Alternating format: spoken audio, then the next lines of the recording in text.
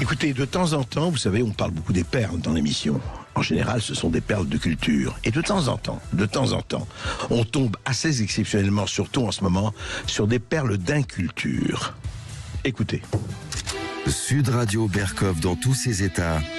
Les perles du jour. On peut se poser des questions. Un journaliste, Daniel Schneiderman, répondant à une tweeteuse, dit ceci, a écrit ceci dans un tweet qu'il a ensuite d'ailleurs supprimé. Qu'auraient fait les... Alors, à propos de ce qui s'est passé samedi, à propos des massacres dans les kibbutz, à propos de tout cela. Et voilà ce qu'il a écrit, tweeté. Qu'auraient fait les résistants? Il parle des résistants de 40-44, bien sûr, si les familles allemandes avec nourrissons et grands-parents étaient venues installer des colonies dans les villages français sur des terres confisquées. Voilà. C'est-à-dire qu'il avait établi un parallèle extrêmement intéressant entre les résistants français et les djihadistes du Hamas. Donc, pour lui, qu'aurait fait, pose la question, mais il aurait été non pas normal, mais assez logique. On pourrait comprendre que des résistants français seraient allés massacrer et décapiter des bébés, violer des femmes, même des femmes enceintes, bien sûr, auraient massacré des vieillards, des femmes, etc., sans problème, voilà. Oui, les Allemands se seraient installés. C'est-à-dire que pendant que les Allemands et les barbiers, etc., est-ce que vous avez entendu une fois un résistant français qui est allé massacrer des civils, et desquels des civils, et dans quelles conditions?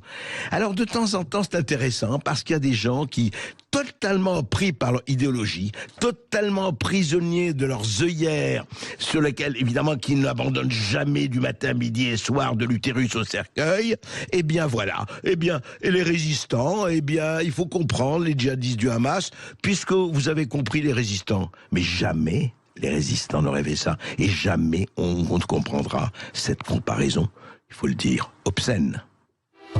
Vous vous rappelez, auditeurs résistants de Sud Radio, justement, que Thierry Breton, le commissaire européen, Thierry Breton, avait lancé un avertissement solennel à Elon Musk, le nouveau patron de Twitter, qui s'appelle X aujourd'hui. Il a dit attention.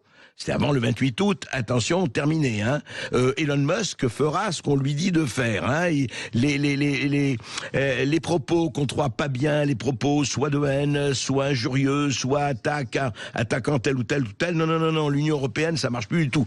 Ursula, on est d'accord avec Ursula, eh bien on va y mettre le grain. Il pourra pas faire ce qu'il veut. Bon, très bien.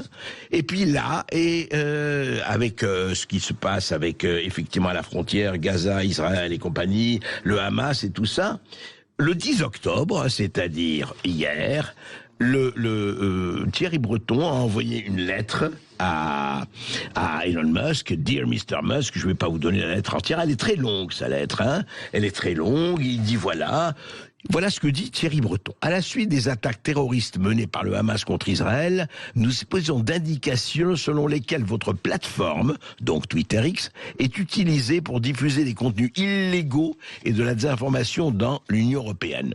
Nous avons reçu de sources qualifiées des rapports sur des contenus potentiellement illégaux circulant sur votre service malgré les signalements des autorités compétentes. Et il finit, voilà, je vous conjure de nous donner une prompte réponse d'ici 24 heures. Nous inclurons effectivement votre réponse et je vous dis quelque chose que, attention, parce qu'il se fait légèrement menaçant, Thierry Breton, il y aura une enquête et effectivement, si vous ne respectez pas ce que nous avons décidé, eh bien, il y aura des sanctions qui pourront être imposées. Voilà, attention, monsieur Musk, attention. Eh bien, juste un mot, Elon Musk répond, notre politique, vous savez, et il a répondu par 3 lignes, lui, aux 25 lignes de Breton. Notre politique est que tout est open source, tout est transparent, une approche que l'Union européenne soutient, je le sais. Veuillez, monsieur Breton, lister les violations auxquelles vous faites allusion sur X, afin que le public puisse les connaître, parce qu'il n'y a aucun exemple que donne Thierry Breton. Voilà ce qui s'appelle entre un commissaire et un libertaire. Intéressant, non ?